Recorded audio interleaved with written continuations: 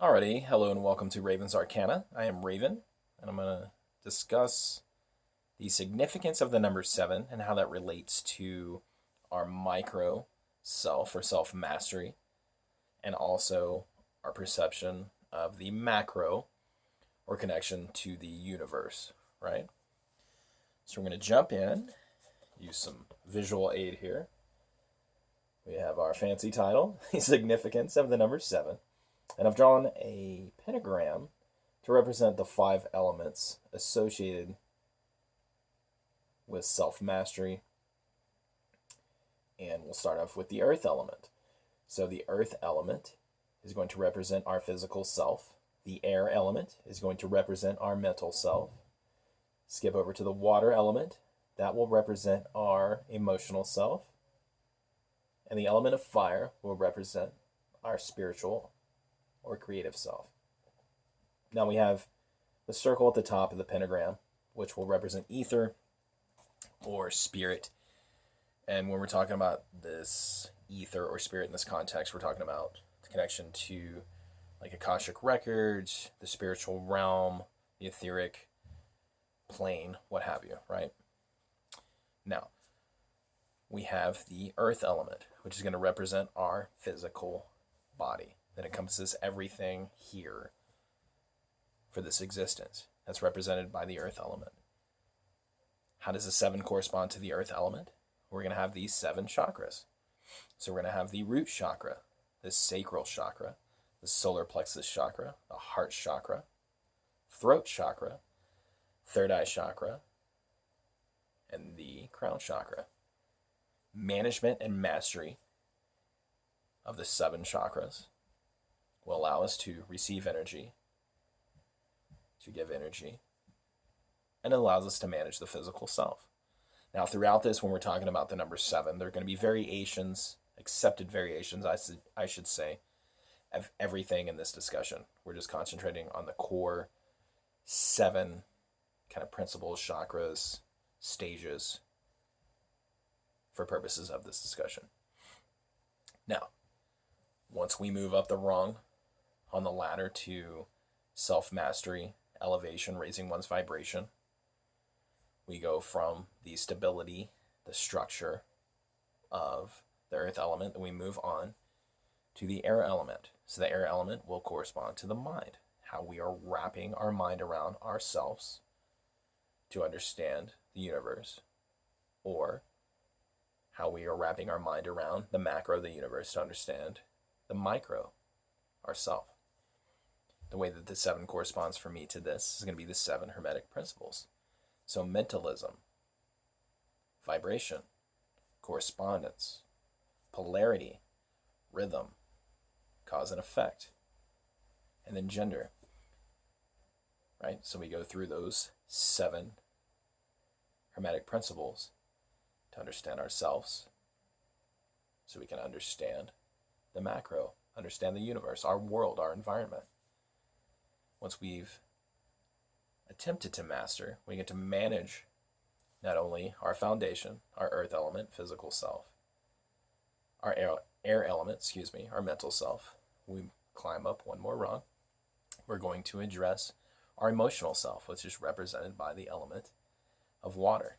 How does the 7 correspond with our emotional self? For me, that's going to be the 7 musical notes, A, B, C, D, E, F, G, and all of their variations, of course, and also the 7 colors of the rainbow, Roy G. Biv, red, orange, yellow, green, blue, indigo, violet, and all of their variations as well.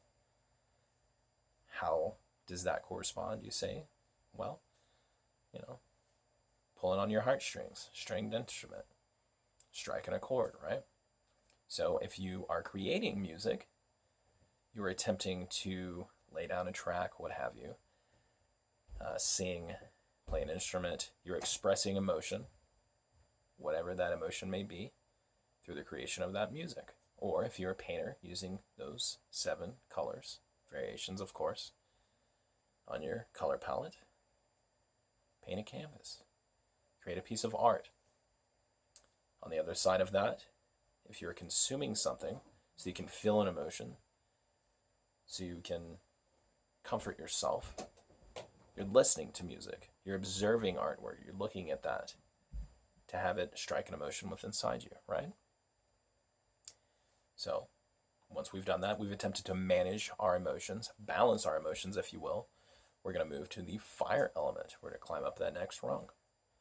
The fire element is going to be our creative, divine creation with the flame, right? Or our spiritual self.